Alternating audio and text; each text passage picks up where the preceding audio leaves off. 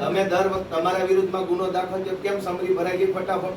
અમૃત મકવાણાએ પાણીની રજૂઆત કરી, ખાલી ગાળ નહીં, અપશબ્દ નહીં, ધક્કા મૂકી નહીં, કશું જ નહીં, છતાં એની ઉપર એફઆઈઆર થઈ ગઈ. પાણીની રજૂઆત, ખાડાની રજૂઆત કરી રોડના તો એફઆઈઆર થઈ ગઈ, મનરેગા કૌભાંડની રજૂઆત કરી તો એફઆઈઆર થઈ ગઈ. એટલે આ શું છે? આમ લોકશાહી છે કે સંઘવીશાહી છે?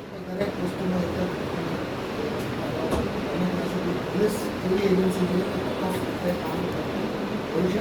એવું આપણે આશા રાખીએ છીએ. મારો જવાબ અહીં હોય જ સ્વાભાવિક. કામ કરતી હોય છે. જો, એક બાજુ વ્યવસ્થા છે અને એક બાજુ તંત્ર છે. તમે તંત્રમાં બેઠેલા વ્યક્તિ તરીકે વ્યવસ્થાનું ધ્યાન રાખવું, વ્યવસ્થા કરવી, વ્યવસ્થા બનેલી રહે એ જોવાની જવાબદારી તમારી છે.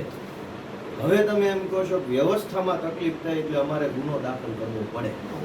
મારું એમ કેવું છે કે વ્યવસ્થા છે ક્યાં સુધી, વ્યવસ્થાનું અસ્તિત્વ ક્યાં સુધી છે? વ્યવસ્થાનું અસ્તિત્વ કાયમ માટે. નથી કાયમ માટે. જ્યાં સુધી નહીં એક મિનિટ મને કે વ્યવસ્થાનું અસ્તિત્વ ત્યાં સુધી છે જ્યાં સુધી વ્યવસ્થા ઉપર લોકોનો ભરોસો છે. ભરોસો તૂટી જાય વ્યવસ્થા ઉપર તો અવ્યવસ્થા ઊભી થઈ જાય. આજ રોડ તૂટલો છે, એની રજૂઆત કરવા કોઈ ગયા છે, એ રજૂઆત કરવાના કારણે 5, 25, 50, 100 જણાનું ટોળું એકઠું થઈ ગયું.